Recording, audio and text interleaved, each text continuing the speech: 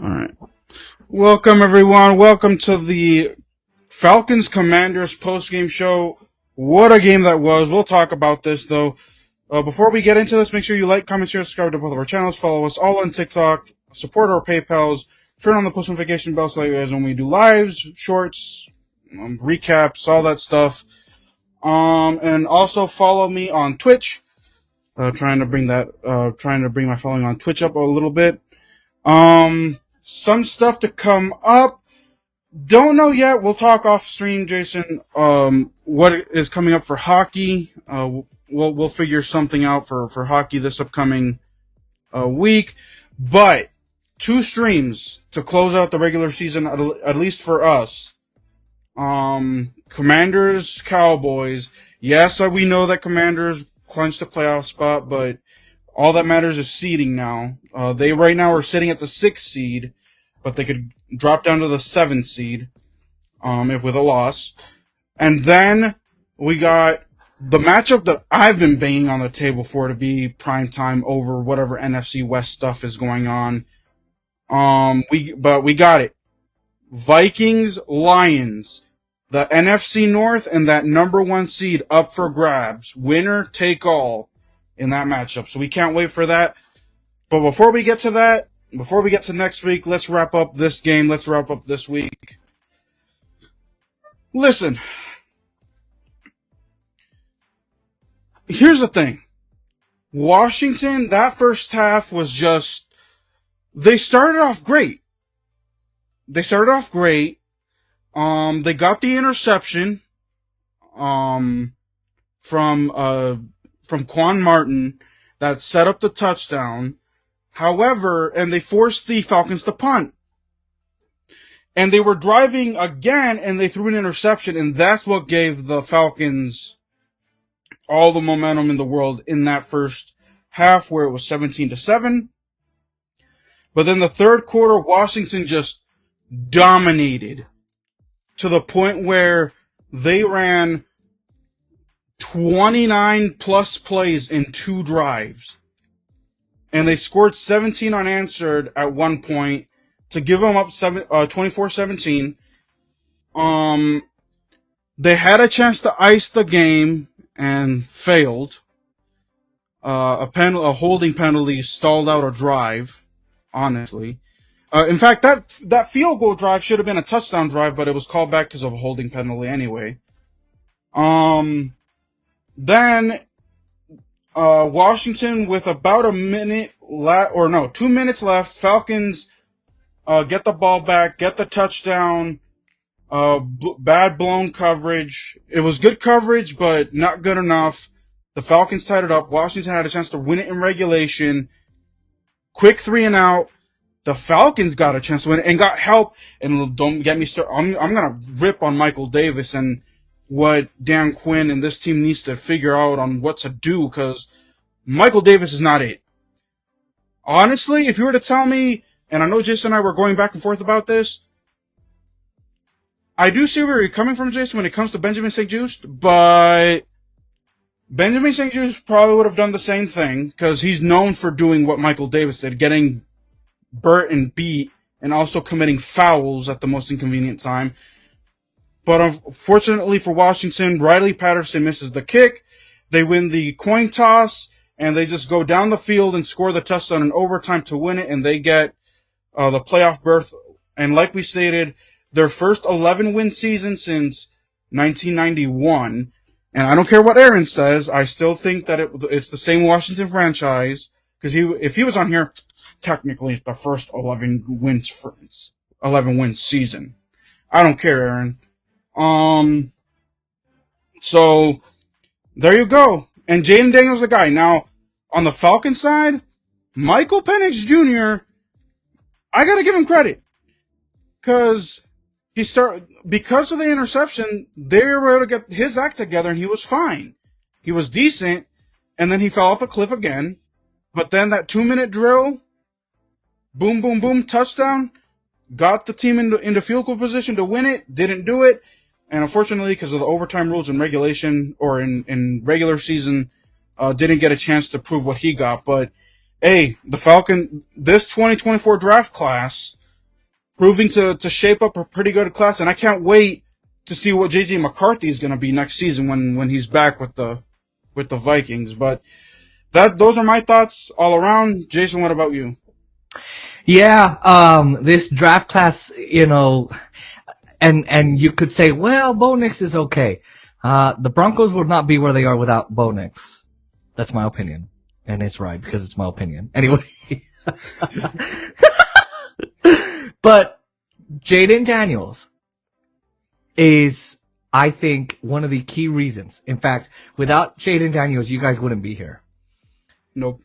Look, Caleb Williams was a good college quarterback, but, and you could say, well, he's in Chicago, and like the Jets, they have never had a good starting quarterback because they don't have good development, and they have this and that. So take him out of Chicago, but you could put him anywhere. Put him with the new coach of Seattle. Put him over there with Tennessee. Put him, let's say, in the Raiders. I don't know that Caleb Williams would perform. Jaden Daniels has a work ethic that is better than Dak. It's Patrick Mahomes level. He plays like a $50 million quarterback. He just does. He throws interceptions and he throws a lot of incompletes. That's just part of the game. But did you see Jaden Daniels? Oh my God, Jaden Daniels is at the top of the list for interceptions. No, he was actually near the middle or the bottom, right? So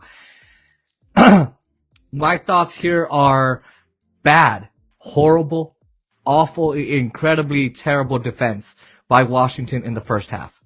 They couldn't stop the ground game. They couldn't stop the run game of that Falcons offense. And their pass defense, don't even get me started on that. And yes, I know you ripped on Michael Davis. And look, okay, I'll take your argument that St. Juice would have been the same. But I was checking on Twitter while you were talking, and all Commanders fans are saying, I'd rather have St. Juice. I know you would feel like, they're one and the same. But he was ass. What's his name? Samersteele, also awful. He was terrible on the corners. I don't like him at all. Second half? I like him because, he's a rookie. He's a second round pick that hit, and he's actually, believe it or not, he's one of the better corners, and he actually produces interceptions. Didn't do it tonight, but. Yeah, tonight was just different. Didn't do it tonight. Your offense taking penalties as well. Sam Cosmi taking that holding penalty. He got called for that multiple times tonight. You guys got more than 10 penalties. Yep. That is absolutely absurd. And if you guys are in the playoffs now, regardless of who you play, you cannot get away with that with Philly. Nope. You can't even get away with it with the Rams. Rams. Good luck, because the Rams defense can kill you. Matt Stafford's still a good quarterback. He's old, but he's still good. You guys got him. That needs to be fixed. You guys need a new defensive coordinator for sure. No, I just do think that they didn't retool the secondary like they should have. Like, they got the pass rushers that they wanted, which is. Well, their pass rush was terrible today. Well, and they fixed it with Marshawn Lattimore. Is that all you were going to add? Marshawn Lattimore? That's all you were going to do? An injured Marshawn Lattimore. And an injured Marshawn, not even hey, he's healthy, let's go, day one. All right, game one, in it, let's go. No, you didn't do that.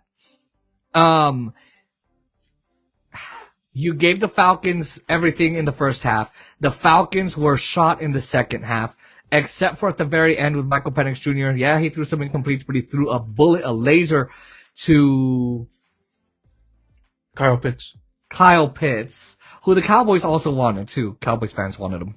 I remember that. And he got them to field goal range. Had Riley Patterson not been short, that would have been a different game. Although why Dan Quinn didn't have anyone in the back there, I don't know. I would say the Falcons had bad timeouts. Bad timeout management, bad clock management. Yeah. They both Washington used up 2 timeouts early. And second half, and one of them was because of the clock, and the other one was an injury. Again, I disagree with that injury timeout rule. Absolutely, I disagree. I just disagree with that. This is the only league that has it. So, major league. I don't know about soccer. I don't know about tennis. I don't know. But the point is, overtime, really good on Jaden effing Daniels. Oh, I get it. People go, it's a team effort.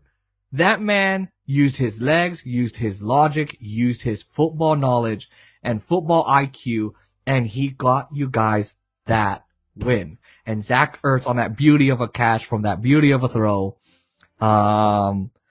Very good to keep that overtime completely in Washington's grip.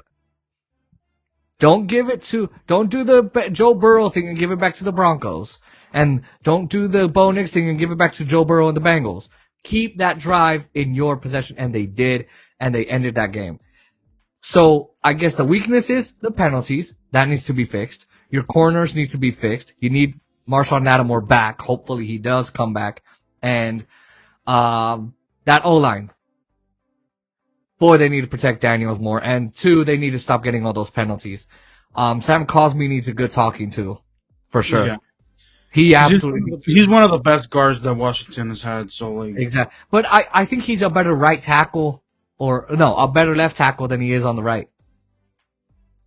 He's always been on the right side though. He's never been on the left. Well, at least in Washington. At least, yeah. He needs a good talking to. And it was a bad night for both sides, but Washington deserves every bit of this. If that was a game where it wasn't okay, Washington won or the Falcons won, okay, whatever. This was a holy hell.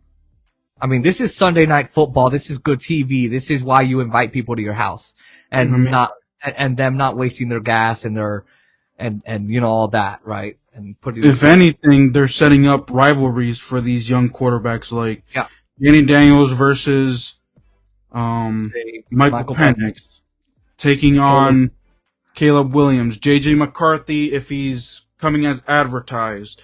Bo Nix, like them against like Bo Nix whenever they play the AFC West, like yeah. And right now, Jaden Daniels has owned both of them in this year.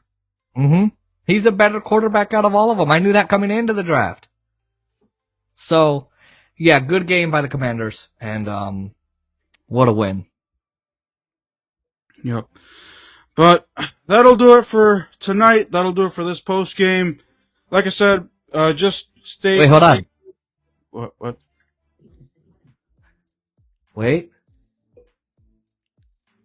Wait. We've hit 4 hours. Oh.